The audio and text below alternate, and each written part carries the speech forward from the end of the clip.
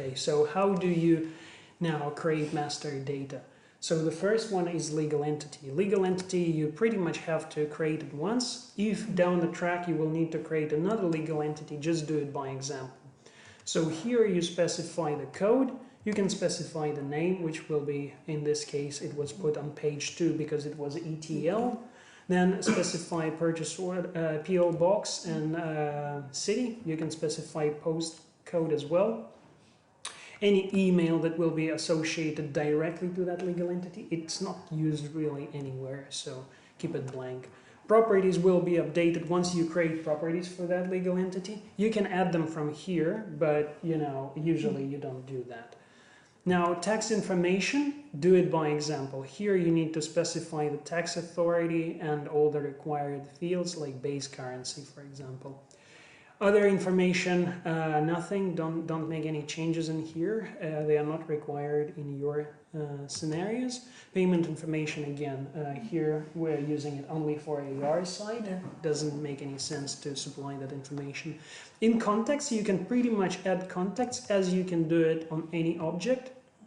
You can select either, if you want to add a contact, then the system will be looking in the contact.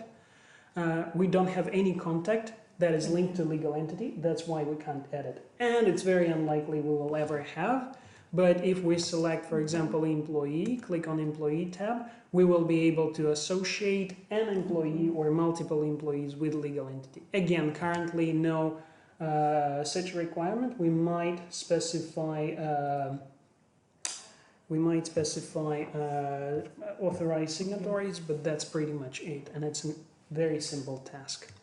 Now, the next thing is in the data attachments. This is an important step because in the attachment, you must have the most up-to-date company logo. Okay. Yeah, if you want to detach that company logo, just click detach and hit save, and the system will remove it. If you want to upload a company logo, assume we've removed it, click on upload, choose your file. And I will specify actually here logos, I think. Yeah, so this is logo. I will specify this one. I will upload it, close, and changes may not be saved. Okay, and here we will specify a company logo. We also might be saving decree a la Mary. Yeah, but here we specify its company logo. The system records it. We save it. Yeah. If I want to detach, as I said, we just click detach and hit save, and it's detached. Yeah. So be mindful. This logo is used on correspondence, on your proposals, leases, etc. So it's important to have the most up to date. Yeah. The next step will be property, creating a property. Once you click set up property, add property. The system, the first thing it will ask you is legal entity. So you must specify the legal entity and you must have at least one legal entity. Now I'm not going to add a property. I will just go into property, review property, which is already kind of populated. So let's talk about this Alcazba. For example, what you have to specify at minimum is property code, property name. You will also have a box here when you add, which will ask you what type of property do you want to create, and you must select international and commercial, both of them. If you don't remember, please refer to UAT scripts. Now, postal code and city and country are important because they will appear on correspondence as well. You can change attributes at any point in time. Just click edit. Specify new value. Let's say in this case I will do commercial and hit save. That is pretty easy, yeah? Now contacts. Contacts for property are very important because properties, and by the way, at least one contact must be primary, yeah? If you save the first contact for a property and you don't take primary, the system will complain, so just tick it and hit save. But effectively here, these people, these users, and these are users, they are associated with specific roles. These roles will determine what step in workflow they have, and what is their limits of authority, and what can they do on the system essentially.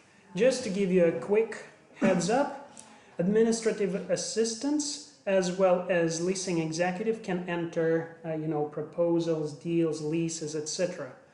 Once they create it, it will go through the approval process to leasing manager, then head of property management, then potentially it can go to CEO and CO. And once it's done, it will return to the leasing executive, who will be sending it to the tenants and waiting for a response from that tenant. Yeah, just quick heads up. Now this tax information, it will be pre-populated from your legal entity. You don't need to do anything here.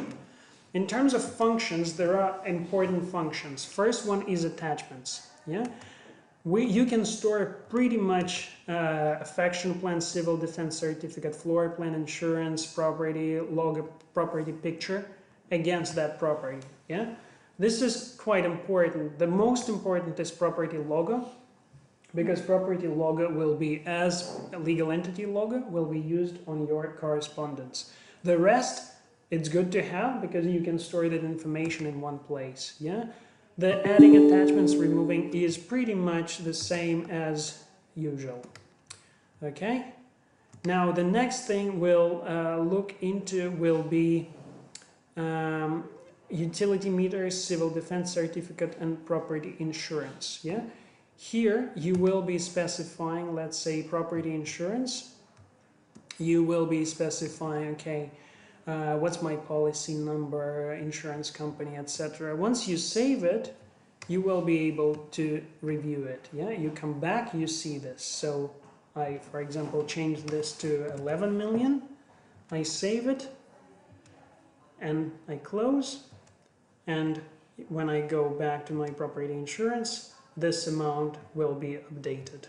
So you will be effectively storing one property insurance, one civil defense certificate, and 3 or more utility meters. Once you open utility meters, you see on the right hand side the filter will tell you I'm storing currently 1 electricity, 1 gas, 1 water meter. Yeah, if you want to view the meter number for gas, just click on gas. Yeah, if you want to view water, click on water. If you want to change, press change. And now when you come back to this water, you will see there is 8 added at the end. Yeah. Okay, another thing is commercial configuration. Commercial configuration will have defaults for the property. At minimum, you need to specify everything that is grayed out. Yeah. Leasable area is your default area column in all instances. Yeah. So if you create a new property, just specify that. Default amount type for all your properties should be flat amount, and the default amount period must be annual. Now the proration type will be annual as well, yeah, for majority. But if you are creating a lease agreement property, which is a separate property, then select none. Yeah. In all other cases, it will be annual, which means it will prorate based on 365. Now, the end of recovery year, you have to specify, but we're not using recovery functionality in Voyager because we don't have any expenses. The next thing will be lease types. The lease types that you specify here will appear on the lease creation screen. So if you specify for that property only ATM is available, then you will be able to create only ATM related leases. The last one is sales type. Here you just need to specify the sales type and charge code. And in majority of cases, it will be retail and turnover rent. Once this is saved, hit close. Yeah. So this is pretty much it in terms of property configuration. The next thing is building configuration. Building configuration, again, I'm not going to add it. I will just review one. So if we click on building for Al-Kasbah, we will see there is not that much information here. In general, nothing will be populated. It's not used. You will not have any contacts. but units will be automatically linked once unit is created with that building code as a reference. What you need to specify here is essentially property code and building. Yeah, building must exist within a property. That's why property is a required field. Then you specify name, and the address information will not be used anywhere. So it's effectively for structuring the data internally, structuring your master data. So just make sure you have a property and the correct building code. Also populate the name. The same story is with floors. Floors are also used for internal classification. So let's say my property is Al-Kasbah. Hit submit. So I will here specify property, floor. You see building is not mandatory, but if you have a building, link that floor to the building. Otherwise your classification will break. The reason why this is not mandatory is because building is not mandatory field. You might have properties, you might have floors that are outside of buildings. External area, for example. So give your floor a code and a name. And then you need to specify what level is it at. You know? Again, as with the rest of master data objects, once you add a unit, that unit will be added to that floor. Yeah, everything is hyperlinked. The last step in this process is creating a unit, and unit has way more additional information. For example, this unit, again, if we want to edit, we can hit edit and then save. Yeah, but probably it's not such a good idea to change your unit codes. Yeah, so once this is set up, I don't think you will be changing that.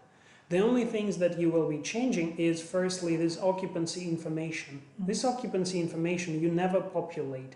This information will be populated automatically once the lease is approved. Unit must have a code and must be linked to property, building and floor. Another thing that you must specify is rental type. Rental type, you have retail, office and specialty leasing. Yeah. Okay. In the attributes column, you will have premise number, water meter number, electricity meter number, and gas meter number. So please populate it. If you want to populate it or change it, just populate premise number is 001, water meter number is some random numbers, let's say. Hit save. That's done. This information is now stored at that unit. That's pretty much it in terms of unit configuration. Now, unit must have some area information. Yeah, if we click on area tab, we will see that there is leasable area and outside area associated with that unit. It also has a date. Yeah, this means that prior to 1st of January 2000, this unit doesn't have any area. Or it might have area, but it will not be applicable past 1st of January 2000. Now, you also notice that you can't change anything here. In order to change, click on Setup, Area, specify your property,